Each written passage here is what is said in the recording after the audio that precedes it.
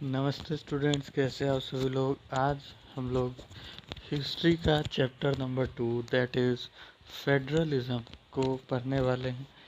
इस वीडियो में हम लोग फेडरलिज्म को बिल्कुल ख़त्म, इस वीडियो को देखने के बाद अब हम लोग फेडरलिज्म को पूरी तरीके से ख़त्म कर देंगे। चलिए तो फेडरलिज्म को शुरू करते हैं। फेडरलिज्म का पहले हम लोग ब्रॉडली मीनिंग समझ जाते हैं। फेडरलिज्म का ब्रॉड मीनिंग क्या होता है, तभी हम लोग इसको डिटेल में जा पाएंगे। तो पहले मैं आपको बता दूं कि हम लोग इस चैनल पे फ़िलहाल क्लास 10th की साइंस और सोशल साइंस को लेके बैठे हैं। साइंस और सोशल साइंस को हम लोग इस चैनल पे पढ़ेंगे क्लास 10th की, और आगे आने वाले समय में हम लोग कोशिश करेंगे कि और हायर क्लासेस और की चर्चा भी करें। 11-12 की भी चर्चा इस चैनल पे होगी। अभी तक आपने इस चैनल पे रखी और भी वीडियोस को नहीं देखा है तो ज़रूर देख लें। और मेरा एक बहुत आपसे रिक्वेस्ट रहेगा कि आप बायोलॉजी का chapter number 1 that is life processes की वीडियो ज़रूर देखें। उसमें आपको बहुत सारी ऐसी क्लियरिटीज़ होगी जो आपने अभी तक नहीं सुनी होगी।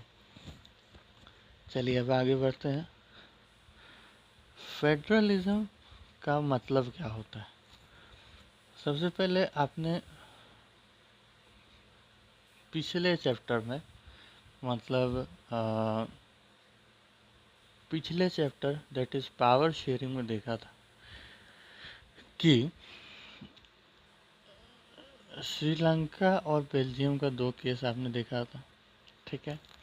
उसमें आपने क्या देखा था कि बेल्जियम ने एकमेंडेशन मॉडल अपनाया और उसमें बहुत सारे गवर्नमेंट फॉर्म्स को बनाया, ठीक है। सेंट्रल से बहुत सारी पावर्स को लेके और उनको लोकल लेवल में बांट दिया। फेडरलिज्म का मतलब ही यही होता है। सीधा सीधा डेफिनेशन आपको याद करना है कि federalism is a form of government in which the power is divided between central authority and various constitutional units of country, ठीक है। सामान्य तौर पर फेडरलिज्म में कम से कम 2 लेवल ऑफ गवर्नमेंट होनी ज़रूरी है, ठीक है। 2 से ज़्यादा भी हो सकती है, इससे कोई प्रॉब्लम नहीं है। अब मान लीजिए कि एक सरकार है, एक देश है, उसमें 2 सरकार आपने बना दी, तो अब कौन सी सरकार कौन सी काम करेगी ये पता कैसे चलेगा। तो ये क्लियरली कॉन्स्टिट्यूशन में मेंशन्ड होता है कि हर एक लेवल का क्या क्या अपना अपना हर एक लेवल ऑफ गवर्नमेंट क्या क्या अपने अपने काम करेगी डे टू डे लाइफ में। अब ये सब मेंशन कैसे होता है तो इसके बारे में हम लोग पढ़ेंगे, है ना।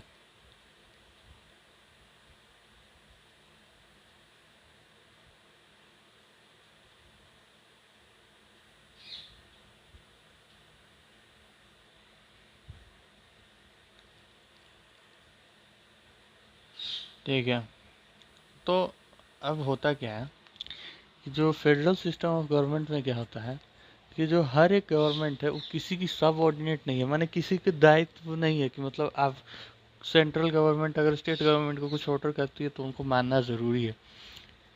सजेशन दे सकती है, सब ऑर्डिनेट नहीं होगी। स्टेट गवर्नमेंट अपना एक्शन ले सकती है, सेंट्रल गवर्नमेंट अपना एक्शन ले सकती है। इसी के कुछ की फीचर्स भी है, फेडरलिज्म के कुछ की फीचर्स भी है, ठीक है। उनको आइए डिस्कस करते हैं। नंबर 1 की फीचर, ठीक है, मतलब सबसे पहला डेफिनेशन ही यही है कि 2 से ज़्यादा लेवल ऑफ गवर्नमेंट होगी तो ही वो कंट्री फेडरलिज्म है। दूसरा की फीचर, अब देखिए हर एक गवर्नमेंट सेम कंट्री पे रहेगी और सेम सिटीजन्स पे रूल करेगी, लेकिन हर एक गवर्नमेंट का अपना जुडिस्ट्रिक्शन होगा, मतलब अपना एक सेट्स ऑफ वो होगा, सब्जेक्ट होगा कि मेरे को इसमें ही काम करना है। तीसरा की फीचर क्या है, ठीक है, और जो जुडिक्स्ट्रिक्शन है, जुडिक्स्ट्रिक्शन का मतलब है आपको कि अरे यार ये क्या क्या होते रहते। जुडिक्स्ट्रिक्शन का मतलब है कि जैसे आपको कोई काम सौंपा जाए तो उसका लिस्ट क्या क्या है वो उसको बोलते हैं जुडिक्स्ट्रिक्शन। अब तीसरा नंबर क्या बोलता है आपकी फीचर का, कि तीसरा नंबर का क्या नाम है कि हर एक गवर्नमेंट का जो जुडिक्रिशन है वो माने कॉन्स्टिट्यूशन में प्रॉपर लिखा होना चाहिए। ठीक है। अब चौथा पॉइंट को आप ठीक से समझिएगा। जैसे कि मान लीजिए कि कहाँ गया, कोई लॉ है जो कि सेंट्रल, जो कि कोई लॉ है, जैसे कि मान लेते हैं कोई लॉ है, जैसे कौन सा लॉ मान ले, जिससे राइट टू एजुकेशन, हर व्यक्ति को पढ़ने का अधिकार है, ये एक कानून है। अब सेंट्रल गवर्नमेंट बोलती है कि हमें इस कानून की कोई ज़रूरत नहीं है। ठीक है।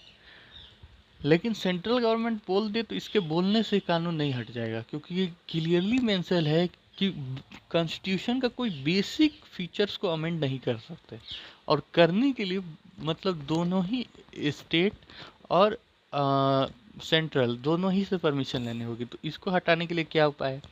सबसे पहले आप पार्लियामेंट में जाइए, वहाँ पे दो डिवीज़न होते हैं, लोकसभा राज्यसभा। तो आप पहले लोकसभा से हाँ मैंने 50% +1 से इसको पास करवाइए। फिर लोकसभा से उठ के राज्यसभा में आएगा, राज्यसभा में 50% +1 से पास करवाइए। फिर उसके बाद आप हर एक इंडिया के स्टेट में जाइए। ठीक है। और हर एक स्टेट में जाके, जैसे इंडिया में 28 स्टेट है, ठीक है, तो हर एक स्टेट माने आधे स्टेट में जाकर, हाफ में जाकर, और +1 जब इतना स्टेट पास कर देगा कि हाँ इसको मानना है कि ठीक है राइट टू एजुकेशन हटा देते हैं, तब जाके आपका ये हटेगा। यही है चौथा नियम। पांचवा नियम क्या है? पांचवा नियम ये कहता है कि जो कोर्ट्स है ना, कोर्ट्स इंडिपेंडेंट होंगे। ठीक है। और हर एक लेवल का अपना अपना कोड होगा।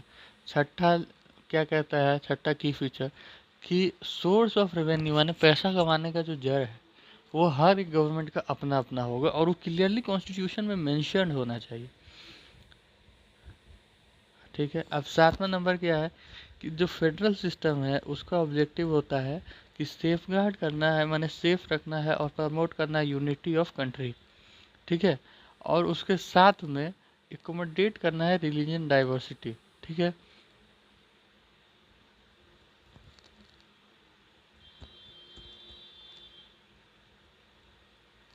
इसीलिए कुछ कुछ पावर्स को शेयर करना ज़रूरी है। सिंपल सिंपल सी बात है, यही है तीसरा गवर्नमेंट। अब जो गवर्नमेंट माने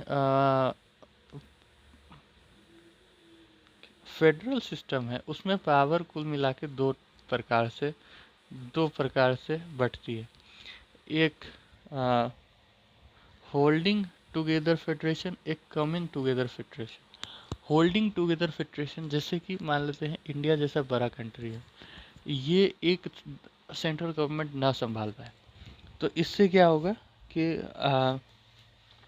इंडिया खुद से डिसेंट्रलाइज हो जाएगी। माने डिसेंट्रलाइज का मतलब होता है कि खुद से पावर स्टेट्स में, अलग अलग स्टेट्स में बांट देना। खुद से इंडिया अलग अलग स्टेट में जब टूट जाती है तो उसको बोलते हैं holding together federation, holding together federation. Coming together federation में क्या होता है कि जब जो छोटे छोटे स्टेट मिलकर एक कंट्री बना लेते हैं for defence, for any kind of situation, जैसे कि United states of America. United states of America का मतलब ही सीधा सीधा समझ में आता है कि यूनाइटेड स्टेट्स है अमेरिका की। तो अमेरिका कोई देश नहीं है, बहुत सारे छोटे छोटे देश जैसे न्यूयॉर्क, फिर अलग अलग जो स्टेट्स है वो आपस में जुड़ते हैं, तब जाके यूनाइटेड स्टेट्स ऑफ अमेरिका जैसा देश बनता है। वही बात है आपको यहाँ पे बताई गई है।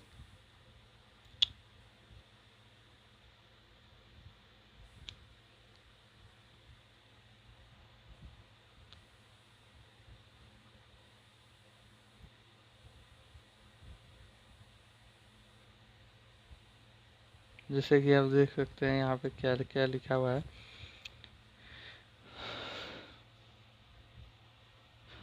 स्टेट कमिंग टुगेदर फेडरेशन में क्या होता है कि ऑन टुगेदर बिगर यूनिट, ठीक है। और इनके एग्जाम्पल्स आपको याद रखने हैं। इनके एग्जाम्पल याद रखने का एक ट्रिक है USA, United states of America. S का मतलब स्विट्जरलैंड और ए का मतलब ऑस्ट्रिया। दूसरा आता है holding together federation. Holding together federation में जैसे कि आपको वही सारी चीज़ें जो मैंने आपको बताई, इस इसका एग्जाम्पल है जैसे कि इंडिया, और इंडिया एक एग्जाम्पल है, और क्या क्या एग्जाम्पल है, स्पेन, बेल्जियम, ठीक है। ठीक है, तो इसका आप याद रख सकते हैं SBI की ट्रिक से। एस का मतलब स्पेन, बी का मतलब बेल्जियम, आई का मतलब इंडिया। ये सब हो गया होल्डिंग टुगेदर फेडरेशन, ठीक है। दोनों का मतलब मैंने आपको फर्क करके एकदम अच्छे से समझा दिया। अब सबसे important question, what makes India a federal country. India को एक फेडरल कंट्री कैसे बनाया जाता है। तो सबसे पहले तो आपको यहाँ पे जब ऐसा सवाल आए तो डरना बिल्कुल नहीं है, सवाल ठीक है। अब उसके बाद हमें क्या करना है, एक मिनट रुक जाइएगा, मैं सिर्फ ऐसे ही पेज पलट पलट के देख रहा हूँ।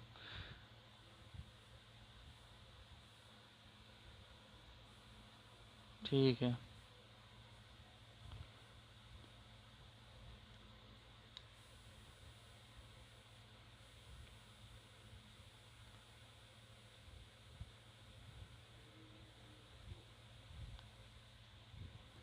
सबसे पहला ये क्वेश्चन डायरेक्ट आपके एग्ज़ाम में आ सकता है। दूसरी बात, जब भी ये क्वेश्चन आए सबसे पहले हमें क्या करना है कि सबसे पहले घबराना नहीं है, और हमें सबसे पहला चीज़ लिखना है फेडरल गवर्नमेंट का डेफिनेशन, कि federal system is a form of government in which government is divided in uh, two or more level, ठीक है। सिंपल सिंपल सी बात लिखनी है। फिर उसके बाद हमें क्या बताना है कि इंडिया में गवर्नमेंट किस तरीके से डिवाइडेड है। तो इंडिया में जब कॉन्स्टिट्यूशन को 73rd और 74th वर्ड अमेंड किया गया था, तब 73rd में और 4th में मिला के म्यूनसिपल कॉरपोरेशन और आ, आपको ये लाया गया था अपना पंचायत। तो सबसे पहली बात लिखना है कि India has 3 level of government, central, state और लोकल। उसके बाद अब आपको यहाँ पे आइए, और अब आपको लिखना है आ, अब आपको इसमें बताना है कि जो गवर्नमेंट है इंडिया की, सबसे पहला आपको की फीचर में एक चीज़ देखा था कि कॉन्स्टिट्यूशन में सब कुछ लिखा हुआ होगा कि हाँ ये वाला ये स्टेट दिखेगा, ये सेंट्रल दिखेगा, उसी को बोलते हैं लिस्ट। इंडिया में कुल मिला के 4 टाइप की लिस्ट है। सबसे पहली लिस्ट है यूनियन लिस्ट। यूनियन लिस्ट में क्या होता है कि यूनियन लिस्ट में वो चीज़ें होती है जो कि सेंट्रल गवर्नमेंट ऑफ इंडिया के अंडर में आएगी, ठीक है, जो कि सेंट्रल गवर्नमेंट ऑफ इंडिया की आएगी अंडर में, जैसे कि फॉरेन अफेयर, बैंकिंग, कम्युनिकेशन और करेंसी। दूसरा नंबर पे है स्टेट लिस्ट, जो सब्जेक्ट स्टेट गवर्नमेंट के अंडर में आएगी, ठीक है, जैसे कि आपको police, trade, commerce, agriculture, irrigation और एल्कोहल भी आ जाती है। तीसरी चीज़ है कंकरेंट लिस्ट, इसमें दोनों स्टेट और यूनियन दोनों मिलकर भी डिसीजन ले सकते हैं। इस लिस्ट में जैसे एग्जांपल में आपको आ जाता है education, forest, trade, union, marriage, adoption, ये सब। अब कुछ कुछ सब्जेक्ट ऐसे हैं, ठीक है, कुछ कुछ सब्जेक्ट ऐसे हैं जो कि जब नेशन हम लोग का आज़ाद हुआ तो उस वक्त नहीं थी, जैसे कंप्यूटर सिस्टम, ई कॉमर्स, ये सब। तो इस सब को रेसिड्यूरी सब्जेक्ट कहा जाता है, जो कि सेंट्रल गवर्नमेंट में आएगी, जो कि बाद में आएगी। मैंने मान के चलिए कि आज नहीं, कभी अभी कोई चीज़ है जो जैसे एआई है, अभी तो उस समय एआई नहीं था, तो एआई जो है वो रेसिडुअरी लिस्ट में आएगी और ये यूनियन गवर्नमेंट के अंडर में आएगी। हाँ, यूनियन गवर्नमेंट और स्टेट गवर्नमेंट चाहे तो इसको बांट भी सकती है कि हाँ चलिए एआई को स्टेट गवर्नमेंट देखेगी, तो ये भी हो सकता है।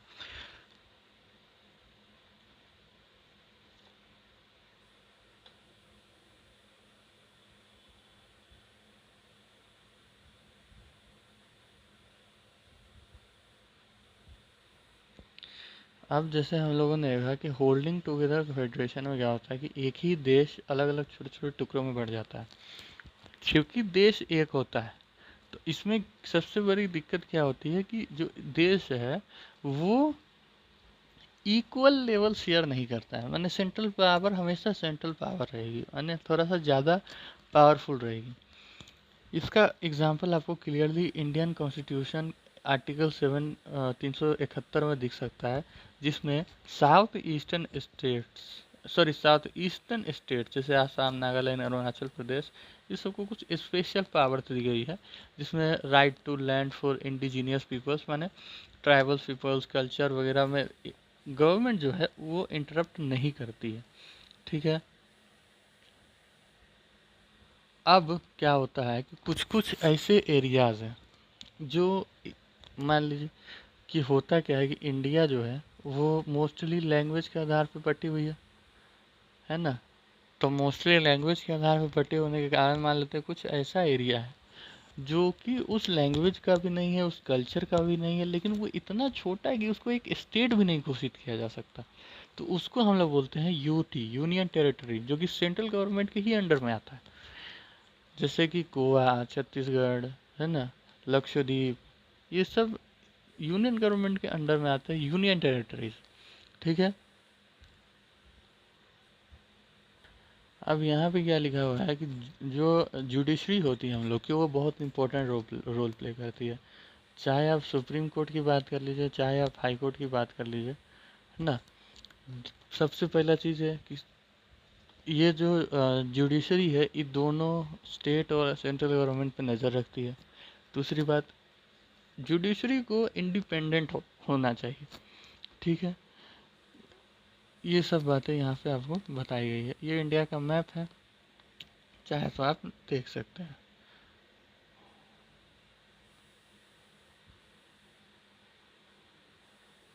अब अगला टॉपिक, हाउ फेडरेशन ऑफ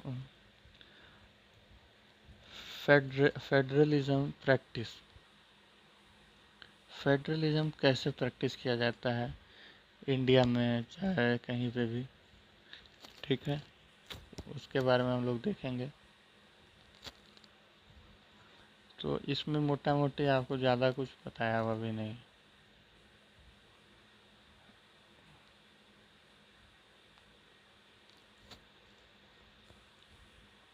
चलिए,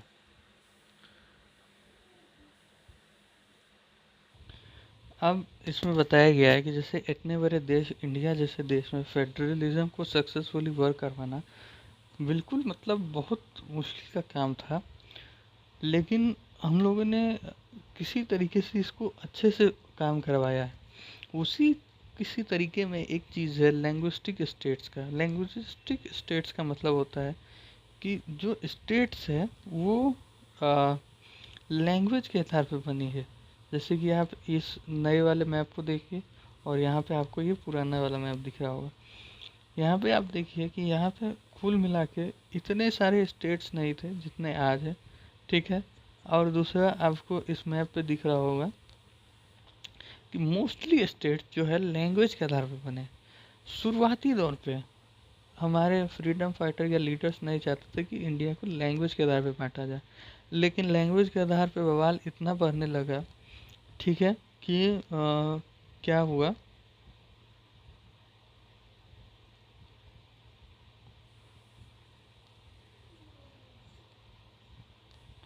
कि क्या होता है कि बहुत सारा दंगा फसाद होने लगता है, लोग फास्ट एंड टू डेट पे बैठने लगते हैं। कई सारे लोग इसके कारण मरने कूटने भी लगते हैं। जैसे कि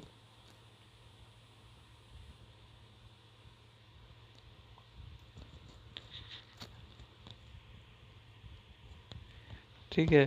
तो लैंग्विस्टिक स्टेट्स बनाने का कोई प्लान नहीं था, लेकिन चूंकि लोग भूख हड़ताल में बैठने लगे और इतना सब कुछ होने लगा, तो मजबूरी में हमारे लीडर्स ने लैंग्विस्टिक स्टेट्स बनाया। दूसरा, कुछ स्टेट्स ऐसे भी हैं जो लैंग्वेज के आधार पर नहीं है, कल्चर के आधार पर, जैसे झारखंड, नागालैंड, ये सब स्टेट्स कल्चर के आधार पर बने, लैंग्वेज के आधार पर नहीं। अगला आता है आपको लैंग्वेज पॉलिसी। हम लोग के देश में, मैं आपसे एक सवाल पूछूंगा कि हम लोग का ऑफिशियल नेशनल लैंग्वेज कौन सा है, तब पता होगा कि नेशनल लैंग्वेज कोई नहीं है। क्यों? क्योंकि इंडिया में कुल मिला के 22 लैंग्वेजेस बोली जाती है। आपको मैं यहाँ पे एक फ्लो चार्ट दिखाऊं, ये देखिए। इंडिया में कुल मिला के 22 लैंग्वेजेस बोली जाती है, जिसमें सबसे ज़्यादा जो हम हिंदी सबसे ज़्यादा बोली जाती है, बात सत्य है। लेकिन और भी भाषा है, देखिए, चिटपिट मिला के इतनी सारी बोली जाती है ना। तो अब इतनी सारी लैंग्वेज जब बोली जाती है, तो सिर्फ हिंदी को ही आप ऑफिशियल लैंग्वेज अगर बनाएंगे, तो 43 माइनस 100 भी अगर आप करिएगा, तो 57% लोग नाराज़ हो जाएंगे, जो कि देश का बहुत बड़ा मेजोरिटी हिस्सा है। इसीलिए हम लोगों ने इंडिया में 22 ऑफिशियल लैंग्वेजेस रखी है, लेकिन एक भी नेशनल लैंग्वेज नहीं है। क्योंकि नेशनल लैंग्वेज बनने के लिए मेजोरिटी में होना चाहिए, लेकिन मेजोरिटी में कोई नहीं है, ठीक है। इसलिए हमने 22 ऑफिशियल लैंग्वेज रखी है। एक चीज़ यहाँ पे मैं आपको बता दूँ, क्लियर कर दूँ, हाँ, इंडिया में 22 ऑफिशियल लैंग्वेज है, उसमें से 2 जो है हिंदी और इंग्लिश, ये हाईली यूज्ड है। अब इंग्लिश हम लोग का तो भाषा भी नहीं है, इंग्लिश कैसे? इंग्लिश के पीछे एक स्टोरी है। होता क्या है, जब हम लोग का देश आज़ाद होता है, तब सब लोग बोलते हैं कि हिंदी को ऑफिशियल लैंग्वेज बना दिया जाए, लेकिन साउथ इंडियन स्टेट्स बोलते हैं कि नहीं, हिंदी को अभी मत बनाइए, क्योंकि हम लोग को हिंदी, एक तो बहुत सारी चीज़ें जो है कॉन्स्टिट्यूशन में इंग्लिश में लिख के आ जा चुकी थी। दूसरी बात है कि साउथ इंडियन स्टेट्स में लोग इंग्लिश में सारा कुछ समझ जाते थे, तो उस समय पॉलिटिशियन ने बोला कि हिंदी में हम लोग अभी नहीं करते हैं। 1965 तक इस चीज़ को वो किया गया, कि इस चीज़ को डिले किया गया कि 1965 में देखेंगे। धीरे धीरे समय भी था, 1965 जब आ गई, तब क्या होता है कि इंग्लिश को अब हटाना था। जब इंग्लिश को हटा के हिंदी कोशिश की गई ऑफिशियल लैंग्वेज बनाने की, तब साउथ इंडियन स्टेट्स अब बवाल में आ गए कि भाई, why Hindi, why not Tamil, why not Telugu, समझे। तो धीरे धीरे अब सब स्टेट भी आ गए कि why Hindi, why not Punjabi वगैरह सब आ गए। तो सरकार ने छोड़ा कि रहने देते हैं, हिंदी इंग्लिश ही ठीक है। इंग्लिश को छोड़ दिया कि अब आप आगे की जनरेशन देखेगी, उसमें कोई सर्टेन डेट नहीं है, ठीक है। तो अब आगे की जनरेशन आप लोग हैं, आप लोग देख लीजिए क्या करना है हिंदी इंग्लिश में, है ना। तो यही है। अब सेंट्रल और स्टेट का रिलेशनशिप बताने का कोशिश किया गया, ठीक है। अब होता क्या है यहाँ पे, आप समझिए, यहाँ पे आपको कोलिजन गवर्नमेंट के बारे में सीधा सीधा समझना है। कोलिजन गवर्नमेंट क्या होता है? जैसे कि हम लोग के पार्लियामेंट में कुल सीट है 543। किसी स्टेट को अगर यहाँ पे अपना प्रधानमंत्री उतारना है, तो उसको कम से कम इसका हाफ, मतलब इसका डिवाइड बाई 2 करेंगे तो कितना आएगा? तो ये आ जाएगा आपको 271.5, तो माने 272 प्लस हम लोग को 1 चाहिए, माने 273। जब इतना सीट कोई एक पार्टी जीत जाती है, 273, तो उसकी गवर्नमेंट की उसकी पार्टी की प्रधानमंत्री आती है। लेकिन अगर 3 पार्टी ले लीजिए, ABC, एक ही आई 100, बी की आई 100, सी की आई 73। तो अब क्या होगा कि अब ये तीनों मिलके ही 273 बना रहे हैं, तो अभी तीनों मिलके ही कोली गवर्नमेंट बना सकते हैं।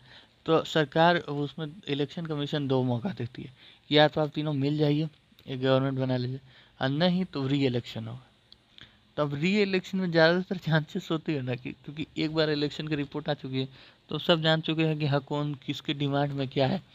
तो आप ज़्यादातर चांसेस होती है कि जो पार्टी माने दिख रही है कि हाँ इसका ज़्यादा वोट है, उसको ज़्यादा सपोर्टर्स नहीं है, तो उसको हटाने का कोशिश की जाती है। तो मजबूरी में ये लोग कोलिजन गवर्नमेंट बना लेते हैं। कोलिजन गवर्नमेंट से क्या होता है कि ना मान लीजिए कि इसका प्रधानमंत्री है तो इसका कोई और मिनिस्टर होगा, इसका कोई और मिनिस्टर होगा, तो ये तीनों में आपस में नहीं बन सकती है। ये भी हो सकता है, जैसे अभी एनडीए अलायंस और इंडिया अलायंस है। तो एनडीए अलायंस क्या है कि बहुत सारा पार्टीज की ग्रुप है। इंडिया अलायंस क्या है कि कांग्रेस उसमें सबसे हेड है, बाकी सब पार्टीज की ग्रुप है। तो वही कोलिजन गवर्नमेंट। कोलिजन गवर्नमेंट के बारे में यहाँ पे आपको बताई हुई है।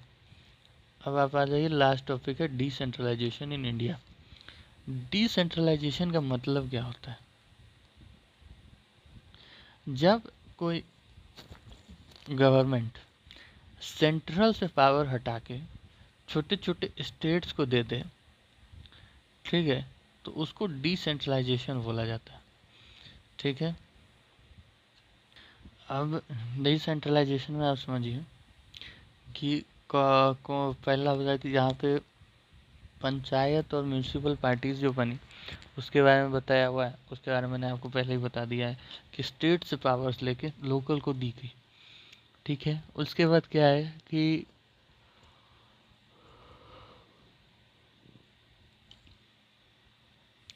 अब कॉन्स्टिट्यूशन में लिखा हुआ है कि रेगुलर इलेक्शंस हमें हमेशा करवाना है लोकल बॉडीज़ में। स्टेट की ये लोकल बॉडीज़ की पूरी तरीके से बात। फिर एसटी, एससी और ओबीसी को इसमें पंचायत वगैरह में रिजर्वेशन देना है, और 1/3 ऑफ द पोजीशन जो है वो वुमेन रिजर्व होगी। अब मैं आपको बता दूं, ये पहले बार पंचायत में ही लाया गया था, पंचायत और म्यूनसिपल पार्टीज में ही लाया गया था, रिजर्वेशन फॉर वुमेन।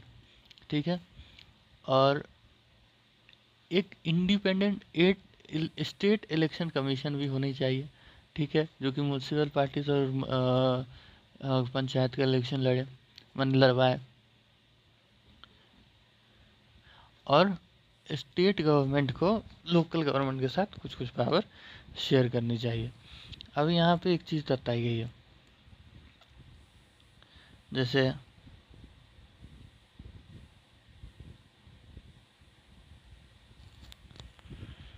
एक गांव है, उसका एक पंचायत होगा।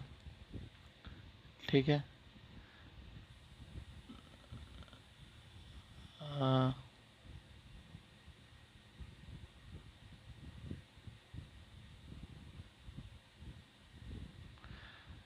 अब जैसे ऐसे ही 2-3 गांव हैं, 2-3 पंचायत हैं, ये लोग जब एक साथ मिलेंगे तो इसको पंचायत समिति बोला जाता है।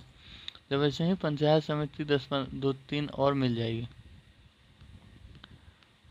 तब इसको जिला परिषद बोला जाता है। जिला परिषद जो है इलेक्टेड लीडर एमएलए के अंडर आता है।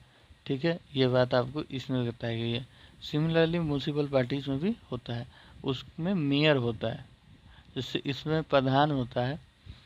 प्रधान सबसे मेन आदमी होता है पंचायत में जो जीतता है, पंचायत सीरीज आपने देखी होगी। और लेकिन इसमें मेयर होता है, मेयर।